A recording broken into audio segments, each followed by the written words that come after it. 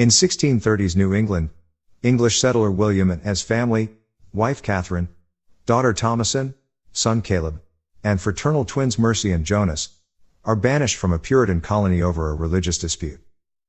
The family builds a farm near a large, secluded forest, and Catherine bears her fifth child, Samuel.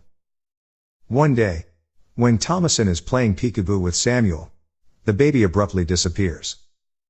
It is soon revealed that a witch has stolen the unbaptized Samuel, killing him and using his body to make a flying ointment. Catherine, devastated by Samuel's abduction, spends her days crying and praying.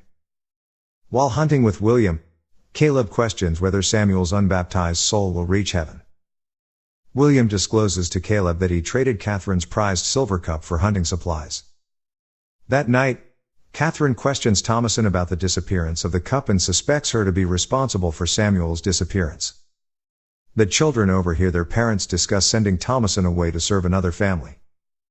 Later, Thomasin finds Caleb preparing to check a trap in the forest, and forces him to take her with him by threatening to awaken their parents. In the woods, they spot a hare, which sends their horse into a panic. Their dog Fowler gives chase to the hare, and Caleb pursues them. The horse throws Thomasin, knocking her unconscious, and runs away. Caleb becomes lost in the woods and stumbles upon Fowler's disemboweled body. He then discovers a hovel, from which a beautiful woman emerges to seduce him. Her arm grows withered and gnarled and reveals advanced age as she kisses and embraces Caleb. William finds Thomasin and takes her home, and Catherine angrily chastises her for taking Caleb into the woods. William reluctantly admits that he sold the cup. Later that night, as a storm rages, Thomasin discovers Caleb outside the home, nude, delirious, and mysteriously ill. The next day, the twins converse and sing songs with Black Phillip, the family's billy goat, and accuse Thomasin of witchcraft. Thomasin's attempts to milk the nanny goat produce only blood. When Caleb awakens, he vomits up a whole apple with a single bite taken out of it. Catherine urges the family to pray, but the twins claim to forget the proper words and become unresponsive. Caleb passionately proclaims his love for Christ and dies. William, believing Thomasin to be a witch, tells her she will be put on trial when the family returns to town. Thomasin points out William's own sins and accuses the twins in retaliation. Enraged, William seals the children in the goat house. Thomasin denies being a witch, but the twins do not answer when she asks if they have truly spoken with Black Phillip. Thomasin overhears William break down and confess to God that he has been prideful, and that he made his family leave their village out of stubbornness rather than sincere religious devotion. Later in the night, the children awaken to see an old woman drinking milk from the nanny goat, which turns to attack the twins.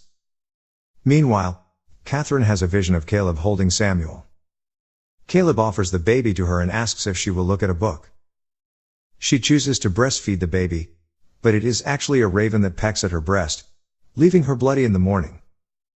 William awakens and finds the stable destroyed, the goats eviscerated, the twins missing, and an unconscious Thomasin lying nearby with blood-stained hands. As Thomasin awakens, Black Phillip gores and kills William before her eyes. An unhinged Catherine, now blaming Thomasin for the tragedies and misfortunes and accusing her of trying to seduce William and Caleb, attacks her. Thomasin kills her mother with a billhook in self-defense. Now alone, Thomasin hears chiming and enters the stable, where she urges Black Phillip to speak to her.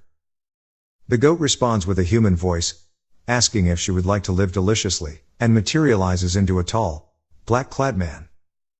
He tells Thomasin to remove her clothes and sign her name in a book that appears before her. Thomasin follows Black Phillip into the forest nude, where she joins a coven holding a witches' sabbath around a bonfire. The witches begin to levitate, and a laughing Thomasin joins them, ascending above the trees.